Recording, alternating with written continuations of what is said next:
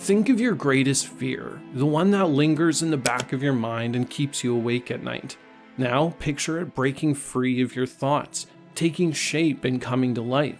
That is the world of Chainsaw Man, where devils are born from human fear and given strength through our collective anxieties, whether it's an abstract concept like aging or something as seemingly harmless as a sea cucumber. Yes, a sea cucumber.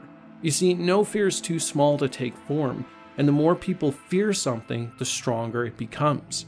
But fear is not a monolith. It takes many forms, stemming from different places and shaping itself to the anxieties that grip us most tightly. Some fears are ancient, woven into the very fabric of our survival instincts.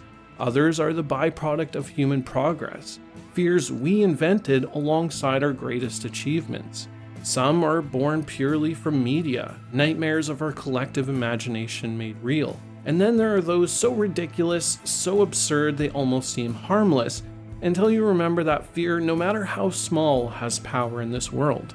By looking at the devils we've encountered so far in the story, we can begin to categorize them, revealing the many ways fears manifest in Chainsaw Man's universe, and even allowing us to speculate on devils yet to be seen all our own.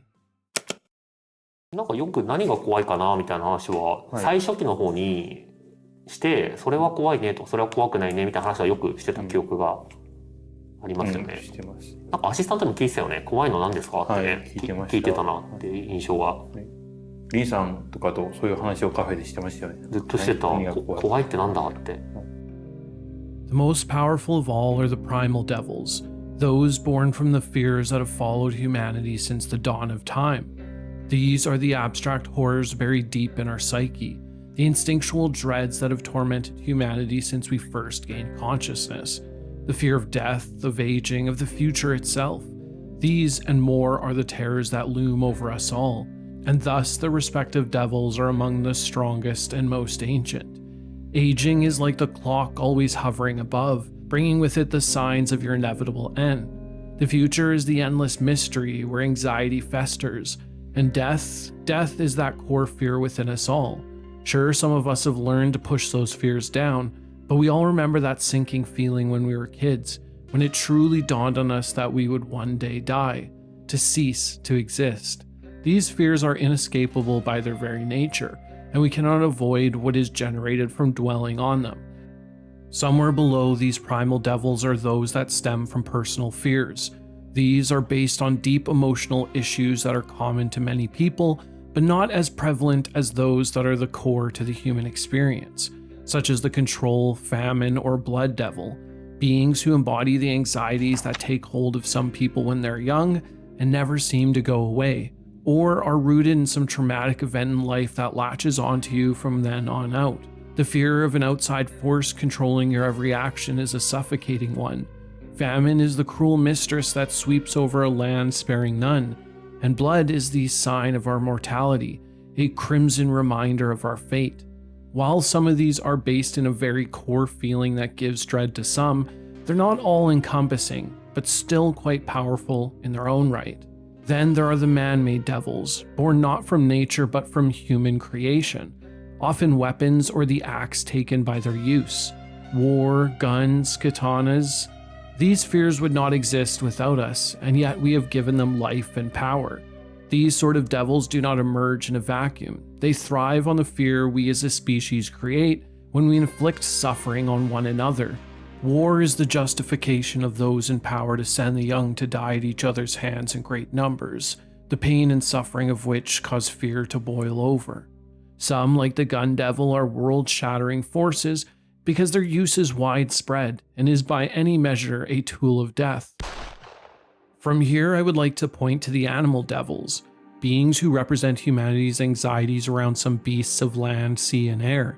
The obvious ones to point to are those from the carnivorous category. Things like wolves, sharks, or bats are feared because they're creatures with a vicious nature to them, but valid still are those that are frightening in their own right, like the squid.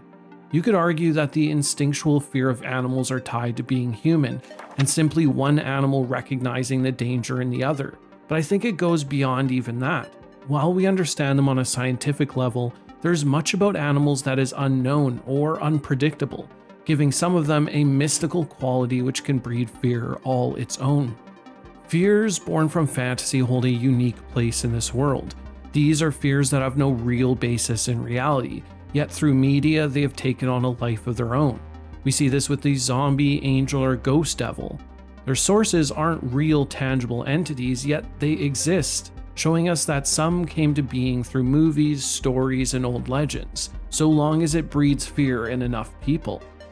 Then there are the absurd devils, the ones that feel almost laughable until you remember that all it takes is one person's fear to bring them to life. The tomato devil, the chicken devil, the sea cucumber devil.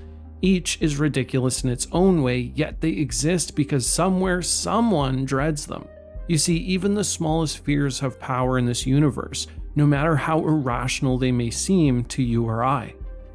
What these categories and the respective strengths show us is that the more feared a concept is, the stronger its devil becomes. And it's this core concept at the heart of this series' power scaling that makes Chainsaw Man feel like it's speaking to some truth in our own lives. It takes what we already know, that fear holds power over us, and turns it into something tangible. Because the more we dwell on our fears, the more control they have over us. Like weights pressing down. The more we add to them, the more they crush us. Chainsaw Man simply asks, what if that weight wasn't just in your mind? What if that thing that kept you up at night, that gave you anxiety and fear, could come to life? Thanks for watching this analysis on the devils and the power of fear in Chainsaw Man. Now, I would be curious to hear from you. What's a fear real to you that you could see turned into devils? Personally, I have this, let's say, irrational fear of the Sasquatch. So I wonder if that would bring it to life in devil form. A thought I wish I didn't bring up. But with that, friends, I will catch you later. Bye.